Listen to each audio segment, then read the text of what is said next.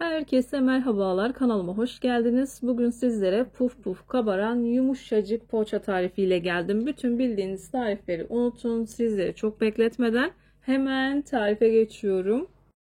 Tarifim için ilk olarak yoğurma kabına 1 paket instant maya, 3 yemek kaşığı toz şeker, 1 bardak ılık süt, 1,5 bardak ılık su, 1,5 bardak kadar da un ekledikten sonra çırpıcı yardımıyla güzelce karıştırıp mayanın aktifleşmesi için 10 dakika kadar ön mayalama yapıyorum.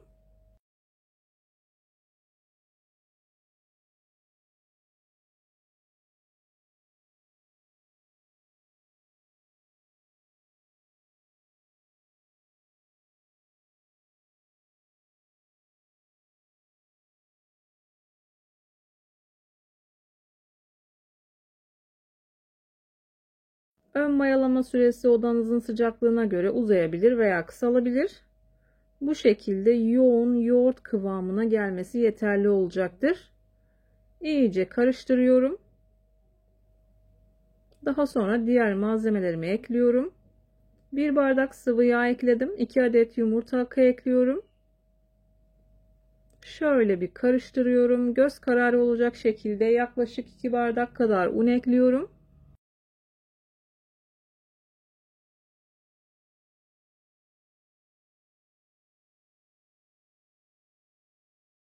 Unun üzerine 1 tatlı kaşığı kadar da tuzunu ekledikten sonra yavaş yavaş yoğunlaşıncaya kadar spatula yardımıyla karıştırıyorum. Hamur yoğunlaştıktan sonra spatulayı çıkartıp elimle yoğurmaya devam ediyorum.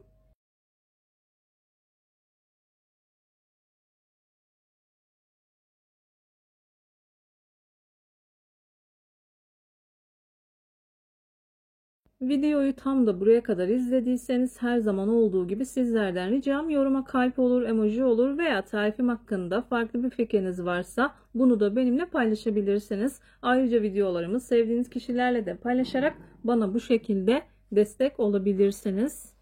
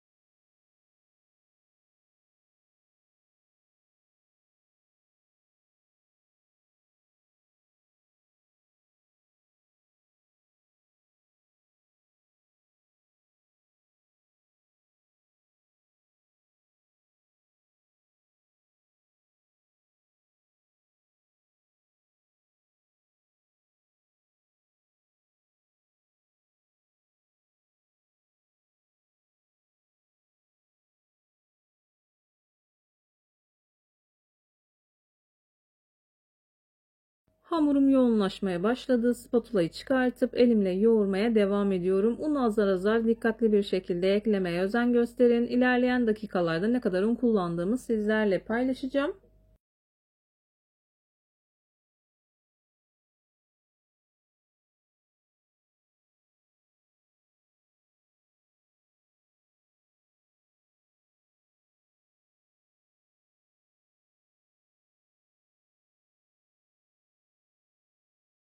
Unun markasına ve kalitesine göre alacağı un miktarı değişebilir. Ben bu tarif için toplamda 6,5 bardak kadar un kullandım. Hamuru toparladım. 1 yemek kaşığı kadar sıvı yağını döküp hamuru güzelce yoğuruyorum. Üzerini kapatıyorum. 1 saat kadar mayalandırıyorum. Bu tarz tarifler yaparken hamuru ne kadar güzel yoğurursanız yaptığınız hamur işi tariflerinden o kadar memnun kalırsınız.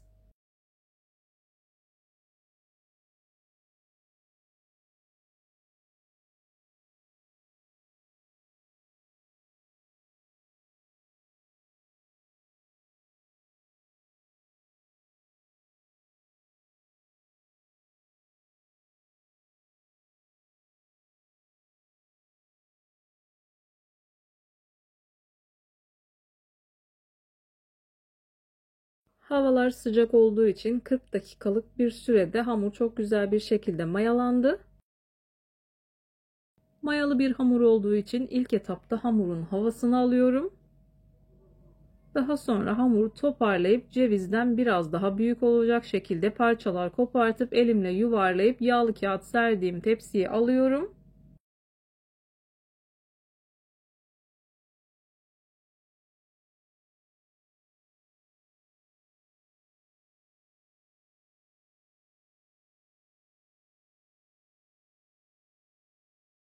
Tam da bu aşamada belirtmek istiyorum. Birçok hamur işi tarifine kanalımdan ulaşabilirsiniz. Kete tarifleri, baklava tarifleri, su böreği tarifi, mantı tarifi, çok sevilen, çok beğenilen içli köfte tariflerime de yine kanalımdan ulaşabilirsiniz. Tariflerimi gönül rahatlığı ile deneyebilirsiniz. Beğenmediğim, defalarca kez uygulamadığım hiçbir tarifi kanalımda yayınlamıyorum.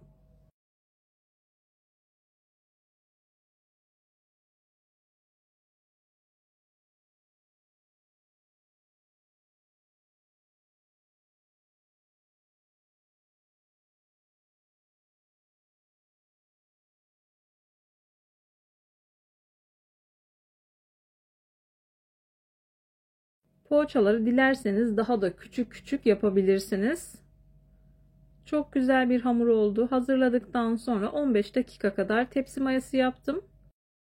Tepsi mayasını yaptıktan sonra ayırdığım 2 adet yumurta sarısına 1 yemek kaşığı kadar sıvı yağ ekleyip karıştırdım.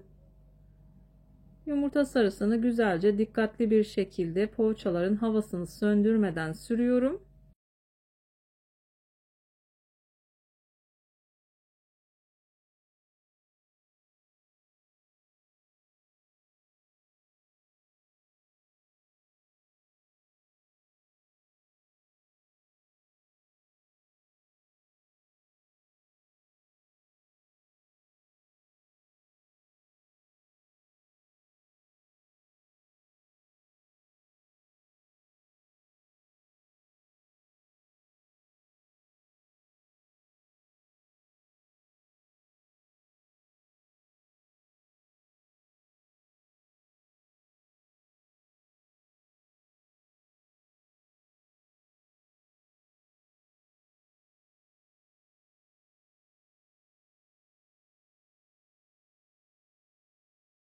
Yumurta sarısını sürdükten sonra üzerine biraz haşhaş serpiyorum. İsterseniz sade olarak yapabilirsiniz. Susam veya çörek otu da serpebilirsiniz. Önceden ısıtılmış 170 derecelik fırında altı üstü güzelce kızarıncaya kadar pişiriyorum.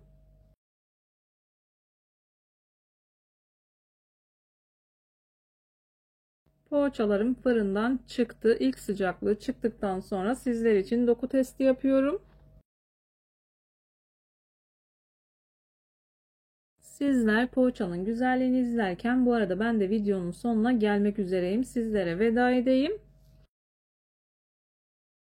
Yumuşacık bulut gibi bir poğaça oldu. Bir videonun bir tarifin daha sonuna geldim. Umarım tarifimi beğenmişsinizdir. Tarifimi beğendiyseniz beğenmeyi, kanalıma hala abone değilseniz kanalıma abone olmayı, bildirim zilini açmayı lütfen unutmayın. Kendinize ve sevdiklerinize çok iyi bakın. Hoşça kalın. Allah'a emanet olun.